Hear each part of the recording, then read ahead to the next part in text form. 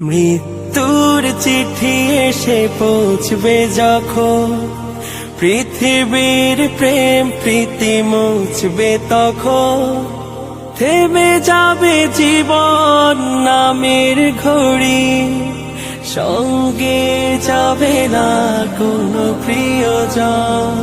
সেদিন শেখার এ আমাকে করে নিও প্রভু তোমার আপন। সেদিন ইয়া আইয়ুহাল্লাযীনা আমানুত্তাকুল্লাহা হাক্কা তুকাতিহি ওয়া লা তামুতুন্না ইল্লা ওয়া আনতুম মুসলিমুন। এখানে বলতেছেন ইয়া আইয়ুহাল্লাযীনা আমানু, ওহে ঈমানদাররা, হ্যাঁ, ইয়া আইয়ুহাল্লাযীনা আমানুত্তাকুল্লাহা হাক্কা তুকাতিহি, অবশ্যই তোমরা আল্লাহকে যথাযথভাবে ভয় করো এবং মুসলমান না হয় কবরে আসিও না। কি বলতেছে?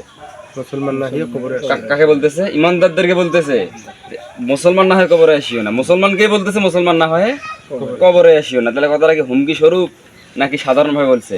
না, হুমকি স্বরূপ। অবশ্যই কি সাবধান করেছে। হুমকি স্বরূপ, যে ওহে ঈমানদাররা যথাযথভাবে আল্লাহকে ভয় করো এবং মুসলমান না হয় কি কোথায় আসিও না? কবরে আসিও না। তাহলে মুসলমান না হয় কবরে গেলে আমাদের খবর আছে না নাই? আছে। তাহলে অবশ্যই আমাদেরকে কি করতে হবে? মুসলমান হয়ে যেতে হবে কবরে। আজকে মুসলমানের ঘরে জন্মগ্রহণ করছি বিধায় কি আজকে আমরা মুসলমান না? কাজ কর্মে আমাদেরকে দেখাই দিতে হবে, বোঝাই দিতে হবে যে আমরা মুসলমান।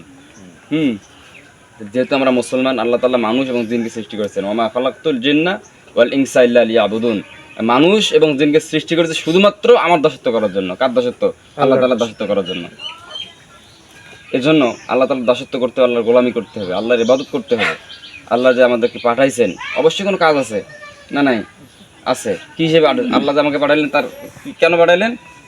যে আল্লাহ তাআলা আমাদেরকে, আমরা যে আল্লাহ দুনিয়াতে পাঠাইছে, আল্লাহর প্রতিনিধি হিসেবে আমাদেরকে পাঠাইছেন। ওয়াইদ ক্বালা রাব্বুকা লিল মালাইকাতি ইন্নী জাইলুন ফিল আরদি খলিফা। অর্থাৎ কি, আমাদেরকে প্রতিনিধি হিসেবে পাঠাইছেন। আল্লাহ যে আমাকে পাঠাইলেন, আল্লাহর প্রতিনিধি আমরা। আল্লাহর কাজগুলো আমাদেরকে করতে হবে, যে কাজগুলো করা লাগে। সেটা কাজ কি? ওয়াকিমুদ্দিন, আল্লাহর জমিনে আল্লাহর দিন প্রতিষ্ঠা করতে হবে। আল্লাহর জমিনে কি করতে হবে? আল্লাহর দিন প্রতিষ্ঠা করতে হবে। তাহলে আল্লাহর বাকি সমস্ত হুকুম হাকামগুলো আমাদের জন্য সহজ হয়ে যাবে। হবে কি হবে না? সাধারণত একটা চোরকে ধরলে তার হাত কি করা? কাটি দেওয়া। এটা কি কোরআনের আইন নাকি? কোরআনের বিধান, আল্লাহর হুকুম। আল্লাহর হুকুম কি? ফরজ না সুন্নত? ফরজ, বাধ্যতামূলক, যে আইন মানতেই হবে। তাহলে কি আমরা সাধারণত আমরা যদি একটা চোরকে ধরি, তার হাত কাটি দিতে পারবো এই সময়? না। কারণ কি?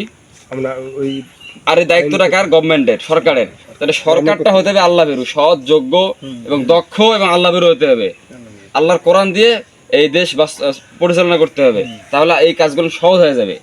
আর যদি কোরআন দিয়ে এই দেশ পরিচালনা না হয়, তাহলে কিন্তু কি সহজ হবে? আপনি আমি পারবো একটা চোরকে হাত কাটি দিতে? এটা কার কাজ? গভর্নমেন্টের কাজ। তাহলে গভর্নমেন্ট যেতে হলে আমাদের ক্ষমতার দরকার আছে। আল্লাহর আইন বাস্তবায়ন করতে হলে আমাদের ক্ষমতার দরকার আছে। তাহলে অবশ্যই ক্ষমতা